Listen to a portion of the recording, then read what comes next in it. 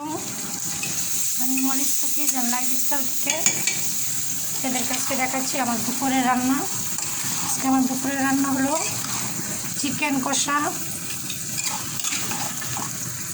কষাচ্ছি আমি আলু দিয়ে ভালো করে চিকেন কষাচ্ছি, আর সাথে করব পটল ভাজা। এই যে পটল ভাজার জন্য পেঁয়াজ মরিচ অলরেডি আমি একটু ভেজে নিয়েছি।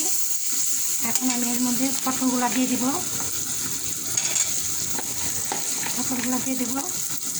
তারপরে এটাকে পেঁয়াজ মরিচ দিয়ে ভাজা করবো।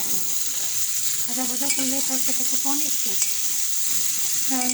এরকম তরকারি খেয়েছেন, সবাই খেয়েছে। আমি একটু বাঙালি খানা বেশি পছন্দ করি, ওই থাই চাইনিজ আমার কাছে তো ভালো লাগে না। আমি বাঙালি খাবারগুলো একটু বেশি করে আনতে চেষ্টা করি, আমার কাছে ভালো লাগে। বাঙালি খানাগুলো রান্না করতে আমার কাছে বেশি ভালো লাগে। অ্যাকচুয়ালি আমার কাছে রান্না করতে খুব বেশি ভালো লাগে, সেটা যদি হয় বাঙালি রান্না তাহলে তো কথাই নেই।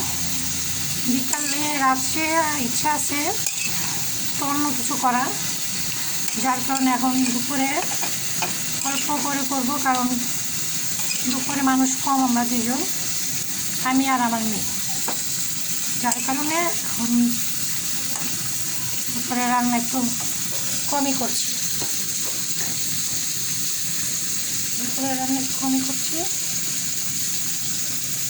মনে হচ্ছে হলুদ একটু কম হয়েছে, আমি চকলেটের গুঁড়া দিয়ে দিলাম।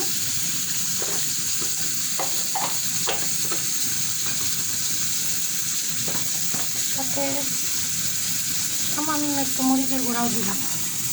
আমার কেন জানি মনে হচ্ছে মশলাটা কম হয়েছে, তাই জন্য একটু আবার দিলাম। মশলা ঠিক না হলে খেতে অবশ্য সেরকম ভালো লাগে না।